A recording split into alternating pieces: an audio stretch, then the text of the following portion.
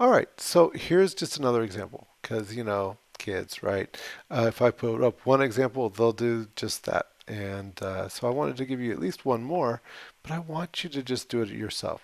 Have some fun with it. Here's another example. Okay, looks really complicated, but it's not. Let it be easy. So let's see. First off, here's what it kind of looks like with the camera and everything, and I'll show you how I got to there in just a moment. Oh, that's not what I wanted. That's what we wanted. Okay, pretty epic, right? All right, so let's see. We've got our building right here, right? And I've laid out a few parts of it. Now, first thing that you might notice on the building is that not everything is lining up. You know what? Here's the thing, is that it's not that important that it does. Because remember, I'm never going to be showing you outside this part right here, right? Everything that I do is always going to be inside, so you're never going to see that those walls didn't exactly line up, and that's okay. All right, so the roof was really easy to make. What it was is I used what's called in my, let's find it here, my extended primitives, a C extent. One of these guys right here, and it's kind of cool. Builds a wall for you, just like so.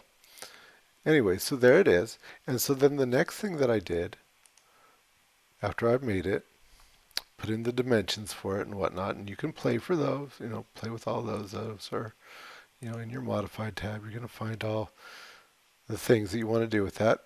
So anyways, what I did after that, let's go here, T for top, is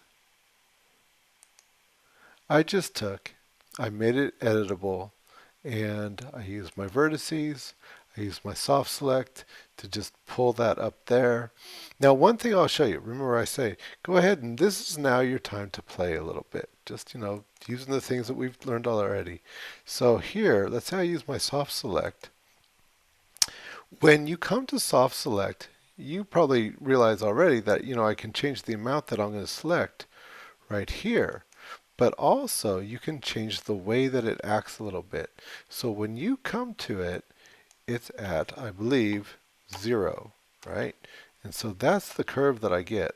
Not this nice, smooth, bubbly curve, but something a little bit more like an arch, something like that. Anyways, like that, right? So how did I get that nice, smooth, bubbly curve? Well, I just increased that. And you can see that that's popping out. I happen to increase that to 0.75. If I'd gone to 1, I believe that that would be an absolutely almost circular type of effect. Okay, but mine was at 0.75. Once again, just mess around with it. I mean, if we go beyond 1, it does some really crazy stuff, right? Like that. Okay, so anyways, that was how I made the arch. Now, how did I make it flat again? Because when I used my soft select, it kind of pulled up on these guys.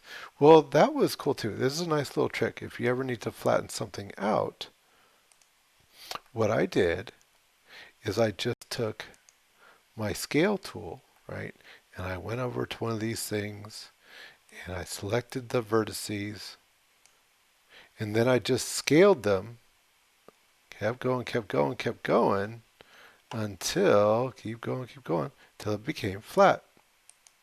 Okay, so that's how I did that.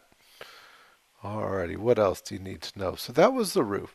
Pretty easy, actually, wasn't it? Now that you see it, it's not that hard. None of this stuff is that hard. Okay, well, what about the columns, Mr. Kuhn? Oh, my lord, those columns must be complicated. Well, let's take a look at those real quick.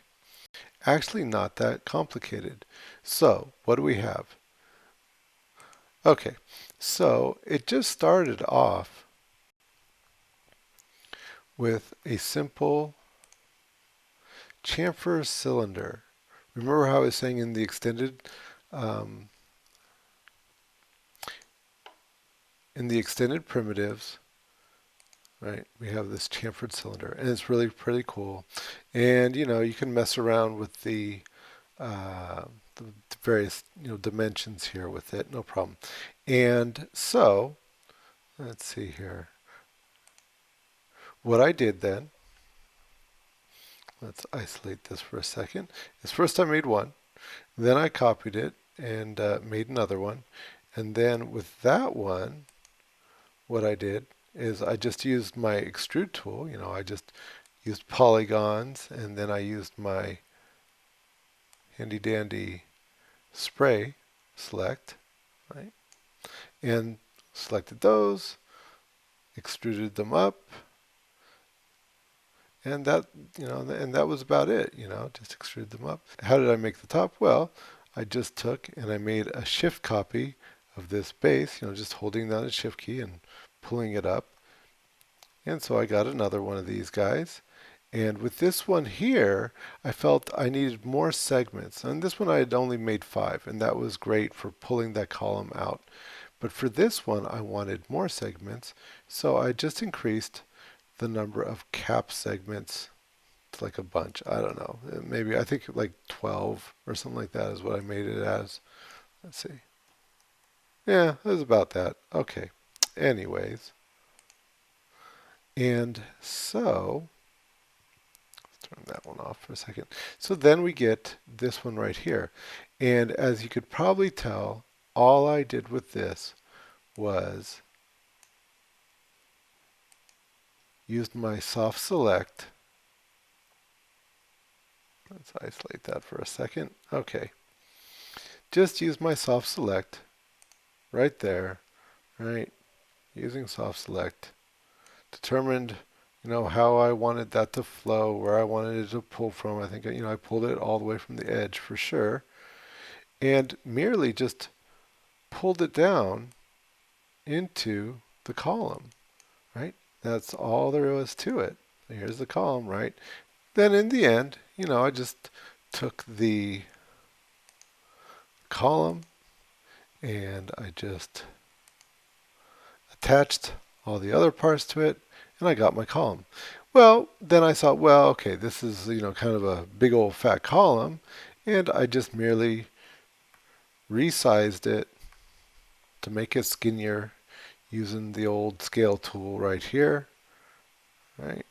And let's get my columns here. Just grab a column, any column. Okay, and use my scale tool and resized it just to make it skinnier. Okay, what else do you know? That's about it. On the walls, you see I've got some of those same frames from the other one, recycling those a little bit. And okay, so that's how I worked with the lessons that you guys already know.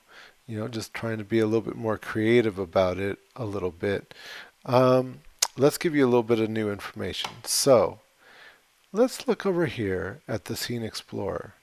And you can see that whereas we started out with something that was, empty, right? And then in my other scene, well, it's got a lot of stuff in it, but it's still kind of manageable. If you remember way back when I was telling you that these max scenes, they get complicated, and that's why you have to name things, right? Is because you will just get just oodles and oodles and oodles of stuff over here. Look at all this stuff, right? Well, besides just naming things, there's another way of organizing things, and that is to put things into a group. So let's see this for a second. We'll go like this here. I go here to ungroup. By the way, you see these are all grouped up under a grouping of columns. Let me show you how I did that. In fact, let's go here. I'm going to right click here, and I'm going to go to collapse all. There we go. Okay, handy thing to know. So here's my columns, right? And I'm going to go to this here. I'm going to go to groups. They have to be all grouped up, but I can easily disband that group. I'll go ungroup. Okay, so now here's my Scene Explorer with all those individual columns that I've shift copied and whatnot. And so here I'm just going to select the top one, and I'm going to hold down my shift key and select the bottom one, And then I'm going to go over here to where it says groups on your file menu and, excuse me, on your drop down menus. And I'm going to go to group. Okay, and it says, okay, here's group. What are you going to call it? Well, don't just leave it as group 1, group 2. That's lame. Okay, this is columns, so I'm going to just name it columns, C-O-L-U-M-N-S, columns, and say okay. And now I've got a group of columns. When you create a group, it's closed. So in other words, if you select, go ahead and unfreeze these guys a little bit, a few of them at least. Okay, so if you select, there we go. I can select them here. Okay, so if you select one, you select them all because they work as a group. If you wanted to move one, you would be moving them all, which is kind of convenient, but sometimes you want to just move one thing. So what you would do is, this is a closed group now, you'd make it an open group just by going to groups and going open. Okay, so now I can just get one and I can pull it out. By the way, when I made these columns, I did them kind of a different way. So let's see here. I'm going to take one column here and shift copy. And we've got our just good old copy right here. And by the way, when you copy something, it already, that is in a group, it's going to keep it in that group. So my new one is going to go in the group. Okay, we're just going to say okay, because I just want this one to be separated out. But hey, watch this. So here's my column. And this time I'm going to shift copy. All right, so holding that down and shift copying. This time, I'm going to not put copy, not put instance, but I'm going to go all the way to reference and make a reference of this one. Okay, so what's so cool about that? Well, watch this. All right, so let's say I've got this one selected, and I'm going to select, let's say, vertices. Okay, and I'll go to my, what's this, my left view on that one. And I'm going to grab a bunch of vertices over here, let's say, or at least, just grab this vertice, what the heck, doesn't matter. And you'll see when I pull up on one, it happens to the other. In fact, everything that I do to this one will absolutely happen to the other one when it's a reference. So you've seen before, I think I've shown you before in the other videos, that when you make a copy, it is it's its own thing. It's totally independent. When you make an instance, some of the things transfer it over, but some things don't. When you make a reference, there it is. It's an absolute reference to that. You know, when you do one thing to it, it's going to happen to the other thing. All right, so with that, I've shown you a bunch of tricks, and I'm not done yet because I'm going to show you one more. Okay, here you go. I know you're going to be doing your own thing, and I shouldn't be telling you too much, but let's go back to Alt-W for a second if it lets me. I got to go to the top there. Sometimes you got to just make sure nothing's, there we go. So you see how this camera has sort of an epic look to it? Well, so as you know, when you're in your camera view, these controls change. And remember the trucking, when you truck the dolly, right, it just moves the camera back and forth just like a regular zoom. Okay, but when you operate the field of view, select that camera so we can see our cone. That's what they call this, the cone. Then what you do is you change that cone, and it changes the way things operate, and it changes your perspective. Be careful, because a little goes a long way, and you can really distort things if you're not careful. But anyways, but in this case, it just gave me a little bit more of a dramatic angle. Watch out, you can see how it's starting to distort things here. Okay. And so now that truly is it. So remember, you're creating a new file and you're saving it as your last name, your first name, period number, my interior scene. Okay. And then let's see if we can't go to,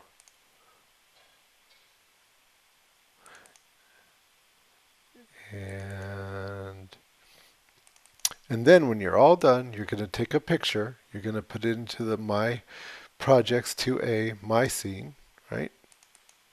And you're going to create a picture. Once again, last name, first name, your period, and you'll just call it My Scene. Save it at 1280 by 720 in the HDTV aspect ratio.